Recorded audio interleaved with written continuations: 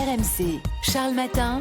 Le choix d'Anaïs. Eh oui, tous les matins, une actu, une info qu'on ne traite pas beaucoup par ailleurs, qu'on ne voit pas beaucoup dans les médias, mais qu'Anaïs a repéré et qu'elle tenait absolument à partager avec vous.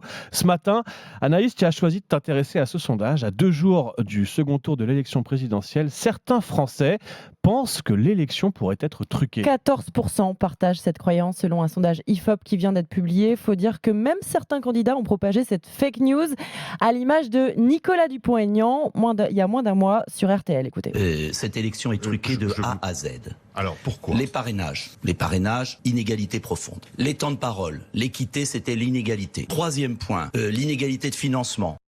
Il avait rétropédalé juste après, on s'en souvient, c'était sur RMC, mais le mal était déjà fait. Ouais, et ça fait un peu penser à certains discours qu'on a entendus beaucoup aux États-Unis. Ouais, d'ailleurs, les complotistes reprennent exactement la théorie de fraude à l'élection développée par les pro-Trump. Vous avez peut-être vu passer des vidéos ou des tweets mentionnant le nom de Dominion, logiciel de vote électronique utilisé lors de l'élection américaine. Certains l'ont accusé d'avoir effacé des votes en faveur de Donald Trump, ce qui n'a pas été le cas, mais le nom de Dominion a débarqué sur les réseaux sociaux en France à l'occasion de l'élection présidentielle. J'ai regardé cette semaine quelques tweets. Darmanin a missionné Dominion pour comptabiliser les voix de l'élection. Il sait qu'il va gagner et il a ses machines Dominion pour frauder. Macron cherche une place pour fêter son élection. C'est donc qu'il a vérifié que les machines Dominion ont été réglées à sa convenance. Des accusations démenties par le ministère de l'Intérieur qui affirme ne pas faire appel au service de cette société dans le cadre de l'organisation des élections. Ouais, peu importe que ça soit vrai, l'essentiel c'est de tweeter ce genre de rumeurs et de fake news, ça fait du buzz et tout le problème c'est que forcément tout le monde n'est pas bien informé avant de lire ces tweets. Pourtant de plus en plus de Français vont sur Internet, s'informent sur Internet. Tout et n'importe quoi, t'as raison, le meilleur, le pire. Le problème, c'est que ces Français, ils ne font pas le tri. 4 Français sur 10 transfèrent des vidéos ou des articles politiques sans avoir vérifié la fiabilité de l'information. 30% réagissent ou commentent une publication sans en avoir lu le contenu. Alors moi, je vous donne un conseil, regardez qui diffuse l'information que vous êtes en train de lire. Le Monde propose un moteur de recherche pour vérifier la source, ça s'appelle Décodex. Et puis il y a de plus en plus aussi de sites qui font du fact-checking.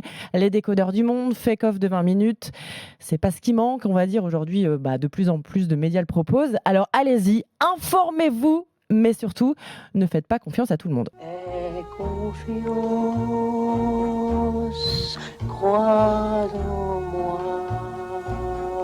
Ouais, c'est tout le problème. Après, moi, je suis pas, je fais pas partie de la génération un peu boomer qui dit surtout tout ce qui est sur Internet, c'est faux. Non, c'est pas vrai. Internet, on y lit beaucoup de choses passionnantes. Ah, et mais il y a le meilleur et le pire aussi. Il faut juste trier. Il faut savoir faire le tri. Et c'est aussi pour ça qu'on est là, Charles. Si voilà, l'info, c'est pas un statut Facebook de quelqu'un ou un article qui n'existe que sur un seul site. Quand une info est vraie, très vite, elle est reprise par beaucoup de sites sérieux. Donc voilà, n'hésitez pas à vérifier et puis surtout à lire les articles avant de les partager, parce que le nombre de gens qui partagent sur leur mur Facebook ou sur Twitter ou sur Instagram des articles sans même les avoir lus, mais uniquement à partir du titre, c'est aussi un problème. Donc voilà, informez-vous, tu as raison, mais informez-vous de manière qualitative. Et puis tous les matins sur RMC, évidemment, vous avez de l'info vérifiée, sourcée par toute une rédaction, des professionnels qui travaillent pour vous informer le plus librement et le plus justement possible tous les jours sur RMC. Il est 5h24. Sur RMC, on vous informe, mais on vous fait aussi gagner.